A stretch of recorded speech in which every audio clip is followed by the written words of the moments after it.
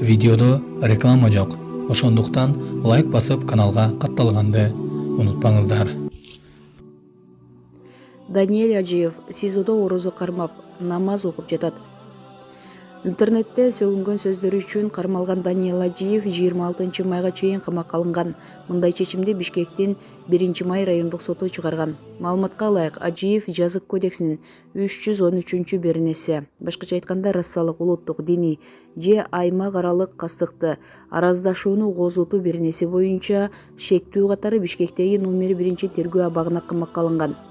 Даниэль Ажиев Инстаграмдагы баракчасына видео жарыялап, колунда жокторго жардам көрсөтүп жатканын сындагандарга нааразы болуп сөгүнгөн. СИЗОдо орозо кармап, намаз окуп жатканы айтылууда. Айтор акылына келип, элдин барк баасын түшүнүп чыкса деген ниеттебиз. Булак Арыба KG.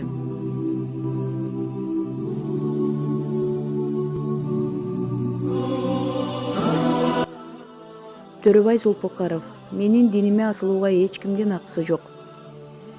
Мындай сөздү Жогорку Кеңештин депутаты Төрөбай Зулпукаров жыйын учурунда билдирди. Жалган маалымат таркатып жатканда көңүл буруп койсоңуздар. Коронавирус Кытайдын Ухань деген шаарынан чыкканын билишет. Жогорку Кеңештин депутаттары тууралуу жалган маалымат таркап жатат. Биз башка динди, башка улутту сыйлайбыз. Диндерди бири-бирине карама-каршылыкка чакырган нерселер болуп жатат. Коронавирус менен бир динди же улутту жаман көрсөткөн болбойт. Менин диниме асылганга эч кимдин акысы жок дейт ал. Булак Аргумент KG.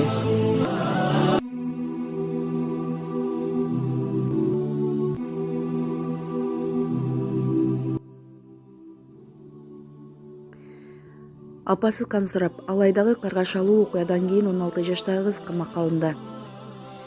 Алай районунда мектеп окуучусу апасынын өлүмүнө шектелип жатат. Бул тууралуу Турмуш басылмасына Өздүк булактар билдирди. Окуя 24 апрель күнү Алай районунун Жошолу айыл өкмөтүндө 10-класстын окуучусу менен 52 жаштагы апасынын катышуусунда болгон. Апасы көп жылдардан бери ичкиликке берилип жүргөн. Каза болгон күнү да мас болуп, кызы менен урушкан деп божомолдонуп жатат. Кызы колуна кулпун алып, апасынын башына 2-3 жолу чаап жиберген. Апасынын башынан кан агып, жаткан жеринде каза болгон. Үйдө экөө гана жашап жүрүшкөн. Ош шаары жана Ноокат Кара Суу райондору боюнча комендатуранын маалымат борборунун башчысы Жеңиш Аширбаев аталган маалыматты тастыктап, кылмыш иши козголгонун, учурда сотко чейинки өндүрүш иштери жүрүп жатканын билдирди. 25 апрель күнү саат 10:00 чамасында Алай райондук ички иштер бөлүмүнүн нөмөт бөлүмчөсүнө Жошолу айыл өкмөтүндөгү айылдардын биринде 52 жаштагы аял кишинин жансыз денеси табылганы боюнча маалымат келип түшкөн. Окуя болгон жерге Алай райондук ички иштер бөлүмүнүн ыкчам тергөө тобу барган. Алар 24 апрелде саат 22:00 чамасында 16 жаштагы кыз апасы менен уруша кетип, темир кулпу менен апасынын башына 2-3 жолу уруп, башка бөлмөгө кирип жатып алганын аныкташкан. Жаракат алган 52 жаштагы апасы кансырап жаткан жеринде каза болуп калган. Окуя боюнча Жазык кодексинин 138-беренеси, башкача айтканда денеге оор зыян келтирүү беренеси менен сотко чейинки өндүрүш иши башталып, шектүү 2 айга камакка алынды, деди Аширбаев. Болжолдуу маалыматка караганда маркумдун жолдошу 7-8 жыл мурун дүйнө салган. Маркум аялдын 4 баласы бар болчу. Булак Турмуш KG.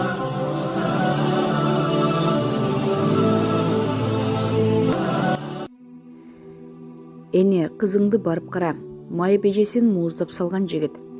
Сүлүктүү шаарынын тургуну бир тууган эжесин өлтүргөн үчүн 12 жылга эркинен ажыратылып, ири өлчөмдөгү айып салынды. Соттун өкүмү 2020 жылдын апрель айында чыгарылды. Айыпталуучу Равшан орто билимдүү, жубайы менен ажырашкан. Бир баланын атасы, эч жерде иштебейт. Ага Жазык кодексинин 130-беренеси, башкача айтканда киши өлтүрүү беренеси боюнча айып тагылган. Тергөөнүн маалыматына караганда Равшан менен үй бүлөсүнүн ортосунда түшүнбөстүктөр болгон. Ал психикалык жактан жабыркап жүргөн эжесин өлтүрүүнү ойлогон. Эжеси жин оорусу менен 2006 жылдан бери экинчи топтогу майып катары Сүлүктүү шаардык жалпы дарыгерлер практикалык борборунда каттоодо турган. Равшан үйдө эч ким жокто бычак менен эжесинин мойнун кесип өлтүргөн. Соттук медициналык экспертизанын тыянагы боюнча ал көп кан жоготуудан каза болгон.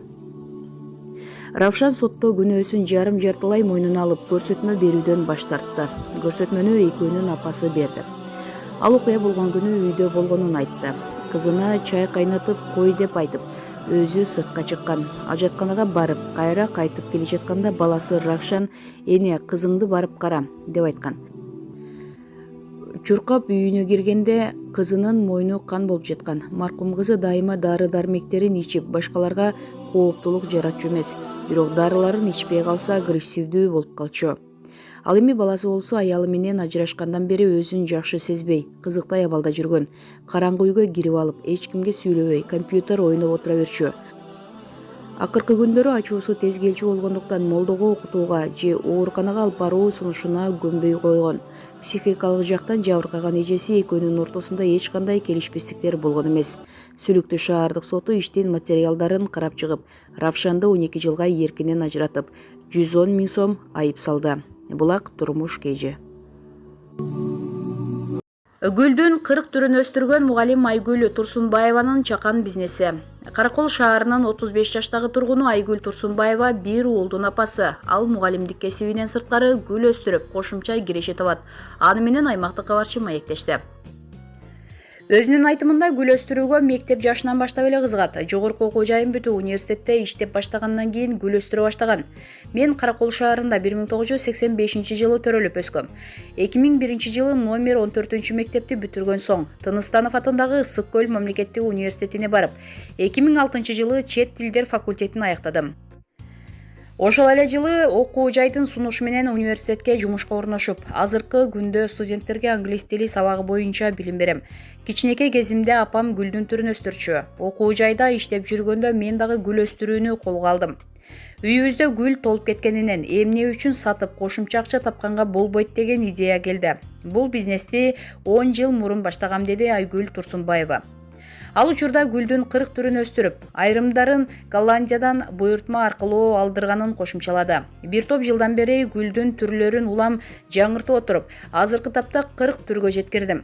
Айрымдарына Голландиядан ортомчулар аркылуу буйртма берсем, көпчүлүгүн Казакстан жана Бишкек шаарынан алып келип, көбөйтүп алдым. Гүл өстүрүүгө да атайын убакыт арнап, убагында керектүү жер семирткичтер менен камсыздап, курт жолотпой кам көрүп отуруп, ар бир гүлдүн мүнөзүн өздөштүрө алдым. Андыктан эмгекке жараша баалары 100 сомдон 1,5 миң сомго чейин коюлат. Мен гүлдү үй бүлөм менен кышы жайы өстүрүп, эрте жаздан жайга чейин 300-400 челек гүл сата алам.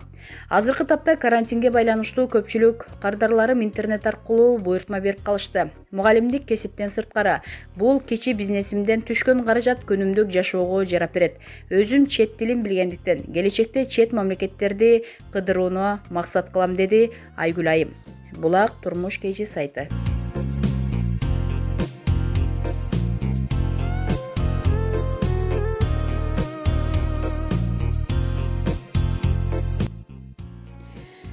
Апам капа болду. Чоң энесинен интервью алган кичинекей журналист Байманын видеосу. Социалдык тармактарга кичинекей Байма Тойгонбаеванын чоң энесинен алган интервьюсу тарап, көпчүлүктүн сүймөнчүлүгүнө ээ болду. Аймактык кабарчы окуучу кыз менен байланышты. Байма 8 жашта, Кара Суу районунун Маада айыл өкмөтүнүн Каарман айылында жашайт. Бектемир Азизов атындагы мектепте 1-класста окуйт. Апасы Нурай Шайназарованын айтымында, кызы кичинекей кезинен эле телефонду көп кармап, жакындарынан интервью алып, өзүн видеого тартып жүрө берет. Тарткан видеолору көп, аны бир жактарга жиберип койбосун деп өчүрүп турам. Кечээки видеону тартканын байкабаптырбыз. Видеону WhatsApp'тагы туугандар деген тайпага, андан башка дагы тайпаларга таратыптыр. Социалдык тармакка кантип жайылып кеткенин билбей калдык. Бирөөлөрдөн келип баштаганда гана билдик. Мен кайненеме таарынган жокмун. Бизге интервью алганы келсе тарттырбай, сүйлөп бербейбиз. Энеси оюндагыдай сүйлөп берет. Кайнатам видеону биринчи жолу көргөндө бир аз ачуусу келди. Себеби айылдагы мектепте 30 жыл директор болуп иштеген. Мени эмнеге кошосуңар деп капа болду. Кайненем небересине кызыктуу болсун деп тамаша катары эле айтып койгонго, дейт Нурай Шайназарова. Ал эми кичинекей Байма аны туугандары, тааныштары мактап жатышканын айтты. Менин атым журналист Байма Сутенованын атынан коюлган. Костюм шым кийип жүрөт го. Коронавирус карантин тууралуу видеолорум бар. Видео үчүн эч ким деле урушкан жок. Бирок апам: "Кызым, эмнеге бардак дейсиң? Таза эле жашайбыз го" деп капа болду. Атам болсо тамаша катары кабыл алды. Чоң атамдан, апамдан, инимден интервью алгым келет, бирок алар анча жакшы сүйлөп беришпейт. Үй бүлөдө 6 адамбыз. Чоң атам, чоң энем, атам, апам, Саян деген иним, анан мен. Видеолорду атамдын телефонуна тартам. Апамдын телефону бошобойт. 2 жашымда апам менен чогуу Даңазалуу доор сериалын көрчүмүн. Хүрем болгум келип, атың ким деп сурашса, Хүрем деп койчумун. Журналисттерден Айзада Жамгырчиева, Назира Айтбекова, Баяман Бобуловду тааныйм. Мектепте орус класста жалаң 5-ке окуйм. Карантинде онлайн сабак окуп жатабыз. Атам мандалин чертип берет. Иним экөөбүз шашка ойнойбуз. Энем экөөбүз зээриккенде селфи кылып коебуз. Эниме досторунун баары чалып жатышат, деди Байма. Маалымат булагы Турмуш KG сайты.